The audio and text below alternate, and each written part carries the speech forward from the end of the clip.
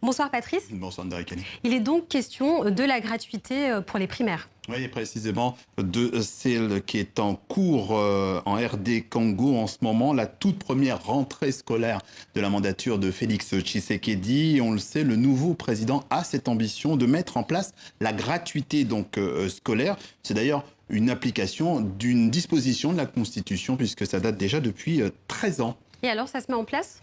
Alors très difficilement. En fait, c'est un vrai défi, toujours une question de budget. La RD Congo peut financer la mesure pour un peu plus de 30 000 écoles publiques, mais il en a près de 52 000 dans le pays. Alors faites le calcul, un peu plus de 20 000 écoles attendent d'être prises en charge. Mais pour les parents qui ont leurs enfants inscrits dans les écoles qui bénéficient du programme, c'est évidemment une bonne nouvelle. Regardez.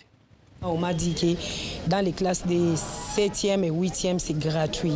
Donc, je me suis étonnée. Je n'arrive même pas à exprimer ce que j'ai senti. En tout cas, ça m'a fait du bien. Et alors, Patrice, le problème, c'est que tout le monde n'a pas la chance de cette mère de famille. Oui, tout le monde voudrait bien faire une économie à l'année de plus d'1 500 000 francs congolais. C'est l'équivalent de 825 €. Alors vous imaginez bien que ces quelques 30 000 écoles publiques qui sont couvertes par le programme ont été prises d'assaut. Du coup, le corps enseignant met en garde contre un retour de bâton. On sent une forte migration d'élèves qui étaient dans le privé venir vers les écoles publiques. Donc si on ne fait pas attention, nous aurons des classes pléthoriques.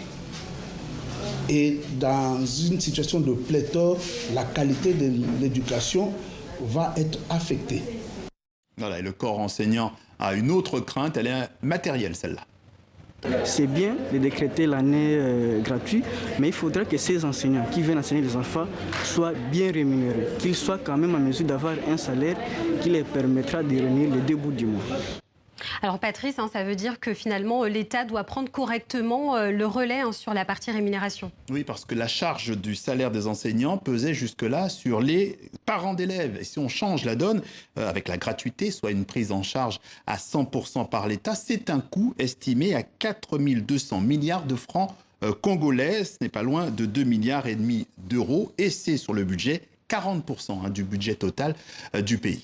Alors pour l'instant, le compte n'y est pas. Est-ce qu'on est dans l'impasse? Alors écoutez, il reste toujours la possibilité d'une loi de finances rectificative. C'est ce que préconise d'ailleurs le groupe d'experts réuni à la fin du mois dernier avec l'instauration d'une taxe sur les ressources naturelles du pays comme le cuivre ou le cobalt. Une taxe donc qui financerait la mesure. Techniquement, c'est compliqué à mettre en œuvre, mais pas impossible.